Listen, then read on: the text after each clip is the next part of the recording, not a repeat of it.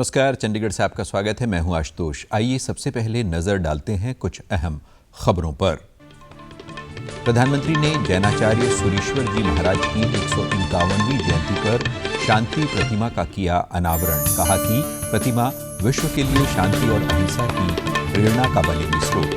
आज मनाया जा रहा है राष्ट्रीय प्रेस दिवस।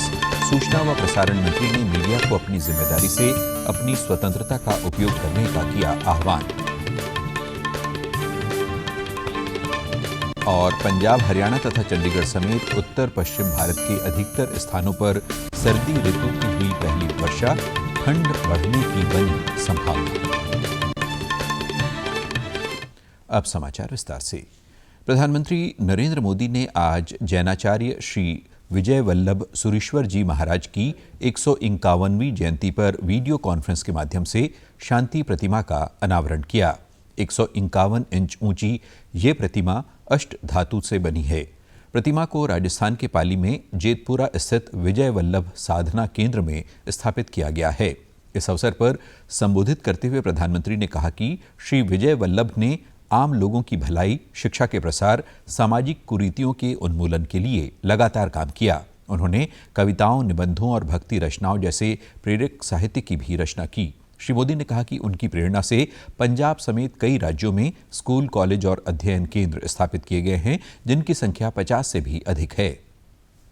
संतों से, भगवंतों से, ऋषियों से, कथाकारों से एक आग्रह करना चाहता हूं। जिस प्रकार से आजादी के आंदोलन की पीठिका भक्ति आंदोलन से शुरू हुई, भक्ति आंदोलन ने ताकत दी, वैसे ही आत्मनिर्भर भारत की पीठिका तैयार करने का काम भी हमारे संतों, महंतों, आचार्यों का है। आप जहां भी जाएं, जहां भी बोले, अपने शिष्य हो या संतजन हो, आपके मुंह से लगातार ये संदेश देश के हर व्यक्ति तक पहुंचते रहना चाहिए। और वो संदेश है वोकल फॉर लोकल। प्रधानमंत्री ने कहा कि विजय वल्लभ जी ने शिक्षा के क्षेत्र में भारत को आत्मनिर्भर बनाने का अभियान शुरू किया था। के द्वारा स्थापित किए गए शिक्षण संस्थान भारतीय संस्कारों वाले हैं। प्रधानमंत्री ने कहा कि ये प्रतिमा विश्व को मानवता, शांति और अहिंसा का संदेश देती है। हमें दो वल्लभ दिए, राजनीतिक क्षेत्र में सरदार वल्लभ भाई पटेल और आध्यात्मिक क्षेत्र में जैनाचार्य विजय वल्लभ सुरीश्वर जी महाराज। वैसे मैं दोनों ही महापुरुषों में एक समानता और देखता हूं। दोनों ने ही भारत की एकता और भाईचारे के लिए अपना जीवन समर्पित कर दिया। प्रधानमंत्री ने कहा कि विजय वल्लभ जी हमेशा के लिए विश्व शांति, अहिंसा और सेवा का प्रेरणा स्रोत बने रहेंगे। ये वो संदेश है जिसकी प्रेरणा विश्व को भारत से मिलती है। इस मार्गदर्शन के लिए दुनिया आज भी भारत की ओर देख रही है। इस अवसर पर प्रधानमंत्री ने एक बार फिर देशवासियों को वोकल फॉर लोकल का संदेश देते हुए देश में बनी वस्तुओं को अपनाकर आत्मनिर्भर भारत की ओर प्रेरित किया। मानवता को शांति, अहिंसा और बंधुत्व का मार्ग दिखाया है। ये वो संदेश है जिनकी प्रेरणा विश्व को भारत से मिलती है। इसी मार्गदर्शन के लिए दुनिया आज एक बार फिर भारत की ओर देख रही है। मुझे विश्वास है कि स्टैच्यू ऑफ पीस विश्व में शांति, अहिंसा और सेवा का एक प्रेरणा स्रोत बनेगी। प्रधानमंत्री ने कहा कि देश के संतों, महात्माओं ने लोगों को स्वतंत्रता की प्रेरणा देते हुए इसके आंदोलन को मजबूती दी थी और वो इस समय वोकल फॉर लोकल की ओर चलने की आवश्यकता है। देश में कोविड-19 से स्वस्थ होने वालों की दर में और सुधार हुआ है और ये 93.27% हो गई है। पिछले 24 घंटों के दौरान 43,000 से अधिक मरीज संक्रमण से ठीक हुए हैं। स्वास्थ्य मंत्रालय ने बताया है कि अब तक 82,49,000 से अधिक रोगी इलाज के बाद स्वस्थ हुए हैं। इस समय देश भर में कोरोना की पुष्टि वाले कुल मामलों में से सिर्फ 5.26% लोग इस महामारी से पीड़ित हैं। देश में कोरोना रोगियों की कुल संख्या अब 4,65,000 है। पिछले 24 घंटों के दौरान 30,548 नए मामले सामने आए हैं, जिससे देश में संक्रमण की पुष्टि वाले रोगियों की कुल संख्या 88,45,000 से अधिक हो गई है। मंत्रालय ने कहा है कि जांच, निगरानी और उपचार की रणनीति पर कारगर तरीके से अमल होने से ठीक होने वालों की संख्या बढ़ रही है और मृत्यु दर में कमी आई है। इस समय देश में महामारी की वजह से मृत्यु दर 1.47% है, जो दुनिया में कोरोना से होने वाली सबसे कम मृत्यु दर में से एक है। पिछले 24 घंटों के दौरान 435 लोगों की मौत हुई है, जिससे देश भर में कोरोना महामारी का प्रकोप फैलने के बाद से हुई मृत्यु की संख्या 1,30,070 हो गई है। भारतीय आयुर्विज्ञान अनुसंधान परिषद ICMR के अनुसार पिछले 24 घंटों में 8,61,000 परीक्षण किए गए। देश में अब तक कोविड परीक्षण की संख्या 12,56,00,000 हो गई है। आज राष्ट्रीय प्रेस दिवस है। इसका आयोजन स्वतंत्र और उत्तरदायी प्रेस के प्रतीक के रूप में हर साल 16 नवंबर को किया जाता है। आज ही के दिन भारतीय प्रेस परिषद ने कार्य करना शुरू किया था, जिसका गठन प्रेस के उच्च मानदंड बनाए रखने और उसे बाहरी पाबंदियों, दबावों और खतरों से बचाने के लिए नैतिकता के प्रहरी के रूप में किया गया था। उपराष्ट्रपति M वेंकैया नायडू ने इस अवसर पर कहा कि प्रेस की आज़ादी पर कोई भी हमला राष्ट्रीय हितों के खिलाफ है और हर किसी को इसका विरोध करना चाहिए। राष्ट्रीय प्रेस दिवस के अवसर पर आयोजित वेबिनार के लिए अपने वीडियो संदेश में उन्होंने कहा कि लोकतंत्र स्वतंत्र और निर्भीक प्रेस के बिना जीवित नहीं रह सकता। The press in India has always been in the vanguard of protecting and strengthening the foundations of democracy. A robust, free and vibrant media is as important as an independent judiciary in consolidating democracy and strengthening constitutional rule of law. उन्होंने कहा कि भारत में press लोकतंत्र की बुनियाद को मजबूत करने और उसकी रक्षा करने में हमेशा अग्रणी रहा है। उपराष्ट्रपति ने लोगों को अधिकार संपन्न बनाने और राष्ट्रीय हितों को बढ़ावा देने में उत्कृष्ट भूमिका निभाने के लिए प्रेस की प्रशंसा की। उन्होंने मीडिया से आग्रह किया कि वे रिपोर्टिंग करते समय निष्पक्षता, वस्तुनिष्ठता और सटीकता का हमेशा ध्यान रखें। In the wake of lockdown, it was the TV channels which provide the latest updates on the pandemic front. More importantly, both print and TV channels have played an invaluable role in informing, in educating the masses, and creating awareness on the precautions to be taken to combat COVID-19. Conveying the right information at the right time is critical in such a situation. Right information at the right time. Especially when there is a plethora of fake news. People need to guard against unverified, unsubstantiated claims. Media has a huge role in educating the masses in this regard. उन्होंने कहा कि media को सनसनी फैलाने और समाचारों तथा विचारों का घालमेल करने से भी बचना चाहिए।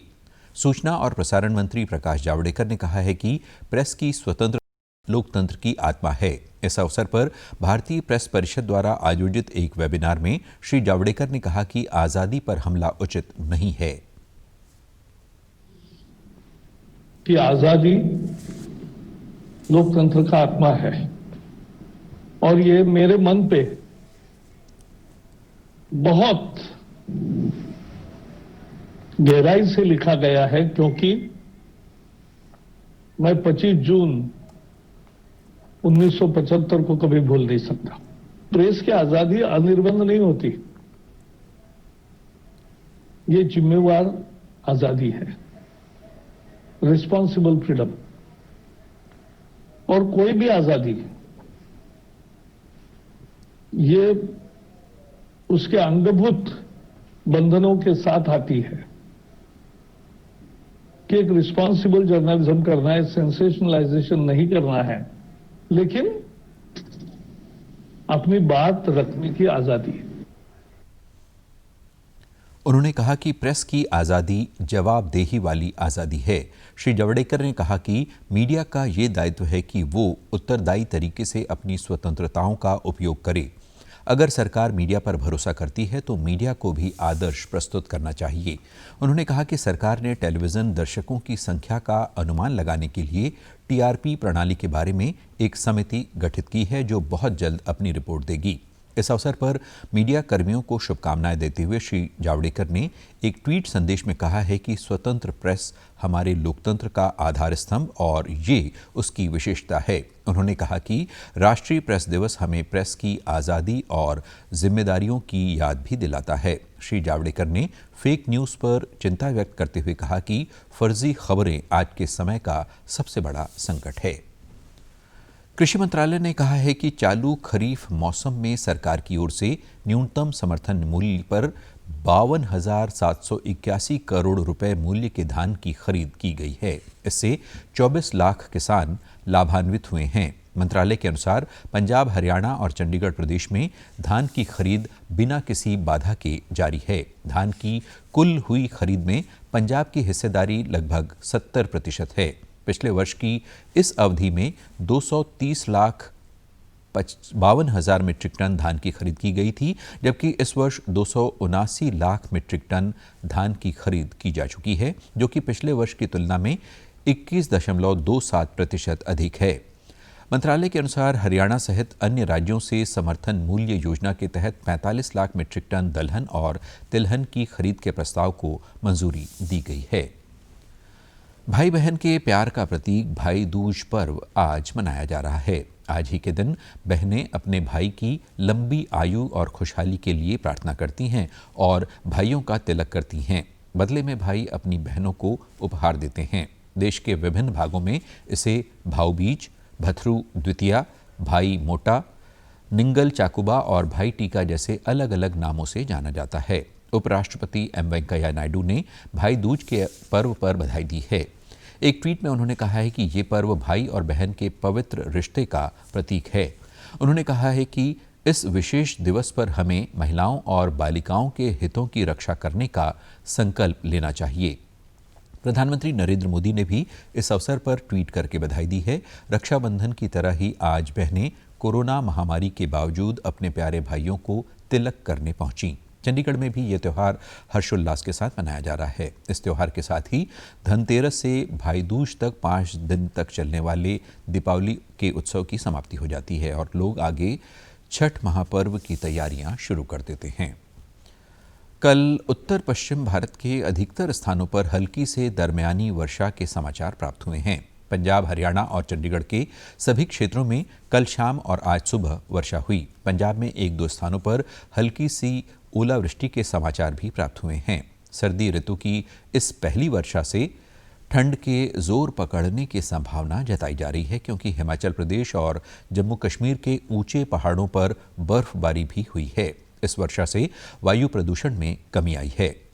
राष्ट्रीय राजधानी क्षेत्र और साथ लगते हरियाणा के कई क्षेत्रों में दिवाली के बाद कल वायु प्रदूषण खतरे के स्थान पर पहुंच गया था। कल की वर्षा से हवा के प्रदूषण में एकदम सुधार नोटिस किया गया है। आज भी पंजाब, हरियाणा और चंडीगढ़ में आंशिक बादल छाए हुए हैं। मौसम विभाग ने हल्की वर्षा की संभावना व्यक्त की है। ये वर्षा रबी की फसल की बिजाई के लिए भी अच्छी साबित होगी। और अब खबरें फटाफट।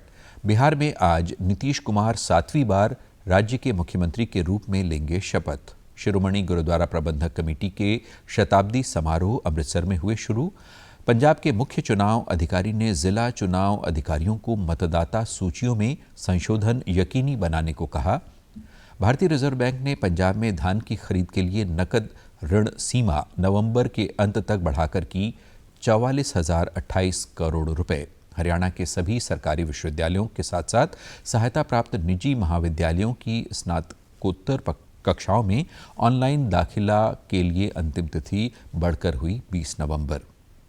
कोरोना वायरस का खतरा अभी टला नहीं है, इसलिए सभी से निवेदन है कि बाहर जाने के समय मास्क जरूर पहनें, सामाजिक दूरी बनाए रखें, बार बार अपने हाथ साबुन से धोएं और सैनिटाइजर का इस्तेमाल करें।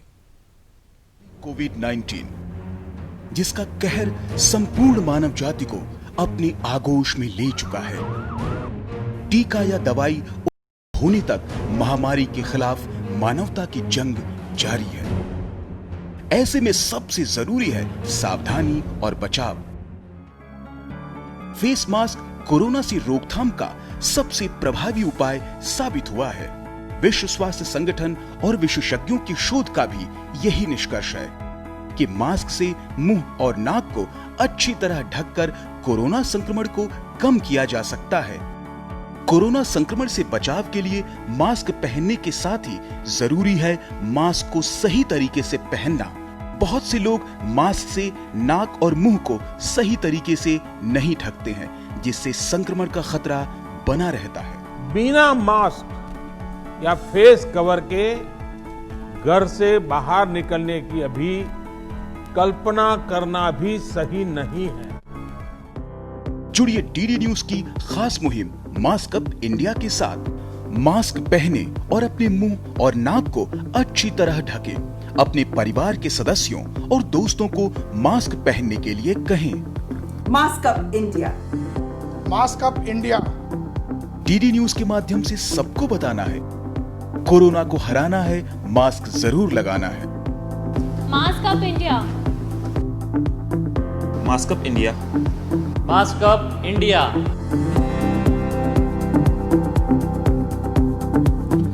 आप हमारे समाचार YouTube channel DD news Chandigarh, Facebook DD news Chandigarh और Twitter handle DD news CHD पर भी देख सकते हैं। इसी के साथ चंडीगढ़ से समाचारों का सिलसिला समाप्त होता है। नमस्कार।